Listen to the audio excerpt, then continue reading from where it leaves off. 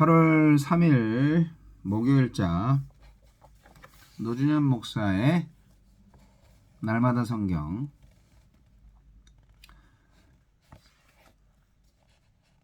성서 유니온에서 만든 매일 성경을 날짜별로 매일 읽고 그 다음에 잠깐의 해설을 나누는 그러한 영상입니다. 일단은 8월 3일자 매일 성경에 나와 있는 성경 말씀과 여기에 기록된 해설 말씀을 읽어 드립니다. 그리고 또한 더 깊은 해설 말씀을 나누고자 하는데요. 자, 예레미야 14장 1절로 12절. 가뭄에 대하여 예레미야에게 임한 여호와의 말씀이라.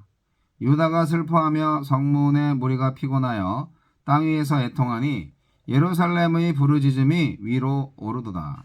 귀인들은 자기 사환들을 보내어 물을 얻으려 하였으나 그들이 우물에 갔어도 물을 얻지 못하여 빈 그릇으로 돌아오니 부끄럽고 근심하여 그들의 머리를 가리며 땅에 비가 없어 지면이 갈라지니 밭가는 자가 부끄러워서 그의 머리를 가리는도다. 들의 암사슴은 새끼를 낳아도 풀이 없으므로 내버리며 들 나귀들은 벗은 산 위에 서서 승냥이 같이 헐떡이며 풀이 없으므로 눈이 흐려지는도다. 여호와여, 우리의 죄악이 우리에게 대하여 증언할지라도 주는 주의 이름을 위하여 일하소서.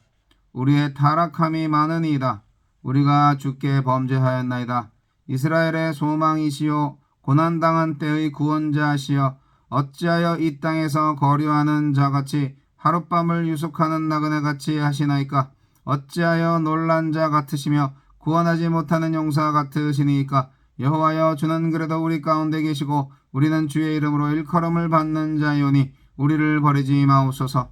여호와께서 이 백성에 대하여 이와 같이 말씀하시되 그들이 어그러진 길을 사랑하여 그들의 발을 멈추지 아니하므로 여호와께서 그들을 받지 아니하고 이제 그들의 죄를 기억하시고 그 죄를 벌하시리라 하시고, 여호와께서 또 내게 이르시되 너는 이 백성을 위하여 복을 구하지 말라. 그들이 금식할지라도 내가 그 부르짖음을 듣지 아니하겠고 번제와 소제를 드릴지라도 내가 그것을 받지 아니할 뿐 아니라 칼과 기근과 전염병으로 내가 그들을 멸하리라. 아멘. 자, 기도와 제사조차 거절하시는 하나님. 가뭄으로 예루살렘의 피해가 막심합니다. 선지자가 하나님께 나아가 탄식하며 도움을 간구하지만 하나님은 중보기도와 제사마저 금지하시고 끝내 심판을 선언하십니다. 하나님은 하나님을 잊어버린 유다 백성에게 마치 힘없는 나그네처럼 행하십니다. 바알을 신으로 모시고 능력을 기대하고 있는 한심한 유다 백성에게 하나님은 자신의 능력을 나타내실 의사가 없으십니다. 내가 바라고 기대하는 하나님은 어떤 분입니까? 하나님의 얼굴에 제멋대로 가면을 씌우는 것은 그분을 망령되이 여기는 것입니다. 하나님을 언약에 신실하신 하나님으로 만유의 주로 여길 때 하나님은 우리에게 자신을 언약의 하나님으로 드러내실 것입니다. 하나님은 듣지 않을 테니 기도하지 말고 받지 않을 테니 제사도 드리지 말라고 하십니다. 단호하고 매정하게 유다를 향해 칼과 기근과 연병을 통한 심판을 선언하십니다. 유다가 회개하기만 하면 금세 마음을 돌이키시던 긍휼의 하나님은 심판을 결정하셨습니다. 수치를 모르고 음행하는 유다를 내버려 두실 수 없는 하나님은 인내와 호소, 구애와 통고까지 다 하셨습니다. 이제 심판을 행하실 수밖에 없습니다. 심판의 손을 드셔야만 하는 하나님의 심정을 헤아릴 수 있습니까? 그 마음을 바라보며 우리도 돌이켜야 합니다. 자, 유다의 가뭄과 기근이 찾아옵니다. 예루살렘에는 강이 없기 때문에 우기에 비가 오지 않으면 건기를 버틸 수 없습니다. 지면이 갈라져 더 이상 경작할 수 없고 새끼를 키울 풀이 자라지 않아서 동물들이 살아남을 수 없습니다. 인간이 하나님을 떠날 때 만유가 신음한다는 것을 기억해야 합니다. 선지자는 하느님께 가뭄으로 고통당하는 유다 백성을 긍휼히 여겨주시기를 간구합니다. 유다의 악함과 약함을 지켜봐온 선지자는 하느님의 심판이 정당하다는 것을 알고 있지만 끝까지 하느님의 성품을 의지합니다. 심판 중에도 긍휼을 베푸시는 하느님의 사랑을 붙듭니다. 하느님께 속한 백성인 것을 기억하시도록 간구할 일은 무엇입니까? 우리가 헤아리는 것보다 하느님의 사랑은 더욱 크고 깊으며 넓습니다. 주여, 재난이 찾아올 때 영혼의 자리를 돌아보고 언약의 하느님께 돌이키게 하소서. 하느님께서 예레미야를 통해서 계속 예언의 말씀을 하시지만 구약 성서에 보면 기근에 대한 얘기가 굉장히 많이 나오는데 그 기근이라는 것이 우리에게 어떤 의미가 있는지 자연재해를 통해서 주시는 하느님의 계시를 우리가 읽을 수 있는 영적 감각이 필요합니다. 아브라함이 애굽으로 내려갔을 때 창세기 12장이에요. 그 왜 내려갔죠? 네, 기근이 일어난 거죠. 그래서 굶어 죽기 싫어서 피난 간 거죠. 이삭과 야곱 역시 기근 때문에 이방 땅에 거주를 하게 됩니다. 애굽으로 갔죠. 기근이요, 이스라엘과 주변 국가들에게 빈번히 발생을 했습니다.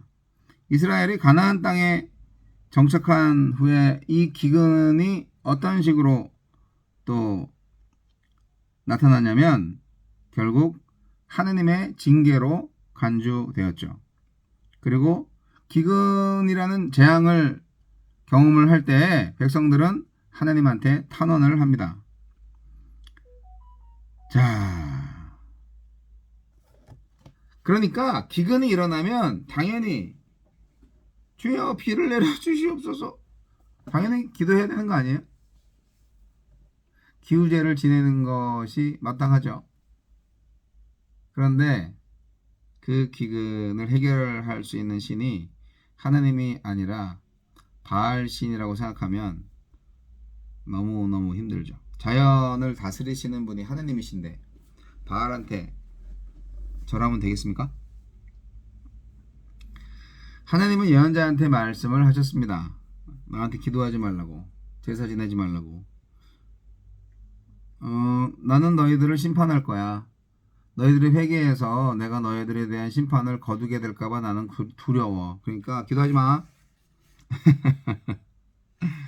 하느님은 자신의 심판의 결정을 돌이키지 않으리라고 확실하게 말씀하십니다. 하느님이 가뭄으로 심판하시는 거 너무너무 무섭지 않습니까? 먹을 게 없어요. 물이 없어요. 목말라 죽어요. 네, 물을 기르러 갔는데 우물에 물이 없어요. 얼마나 힘들겠습니까? 초원이 말라서 암사슴이 새끼를 낳았지만 그냥 버려야 했어요. 새끼들이 죽어갑니다. 네, 가장 목숨이 질기다는 나귀도 숨을 헐떡이면서 죽어갑니다. 그들의 영혼이 말랐습니다. 그들과 하나님 사이에 생명선이 끊어졌습니다. 유다 백성들 영혼이 말랐어요. 생명수 대신 하나님의 말씀을 거절했습니다. 자연의 신음소리가 커지고 자연의 역습으로 인해서 인간의 통곡소리도 지금 커지고 있지 않습니까? 오늘날 수많은 전 세계에 일어나는 이상기온들 그냥 그러려니 하시면 안 돼요. 하느님의 징조입니다. 우연이 아니에요. 하나님이 우리 인간 세상에 대해서 요즘 많이 화가 나신 것 같습니다. 하나님이 주인 되시는 땅 가나안에서 하나님은 주인이 아니라 나그네처럼 길손처럼 행세하셔요. 그러시면 안 되죠. 겁먹은 사람처럼 무능한 용사처럼 보이기도 하네요. 주님, 그러시면 안 되죠. 그런데 왜 그렇게 보여주셨을까요? 유다가 하나님보다 바알을 주인으로 모셨기 때문입니다.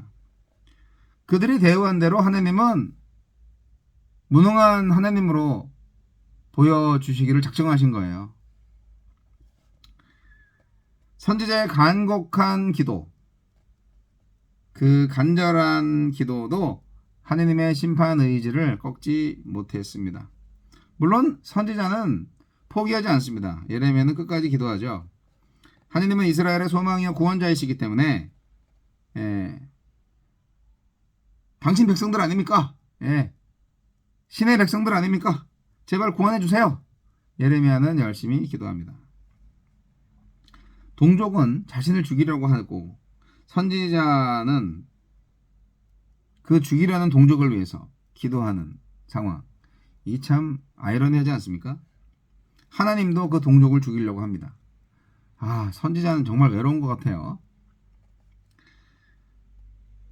하느님의 사랑은요, 우리가 생각하는 것보다 훨씬 큽니다.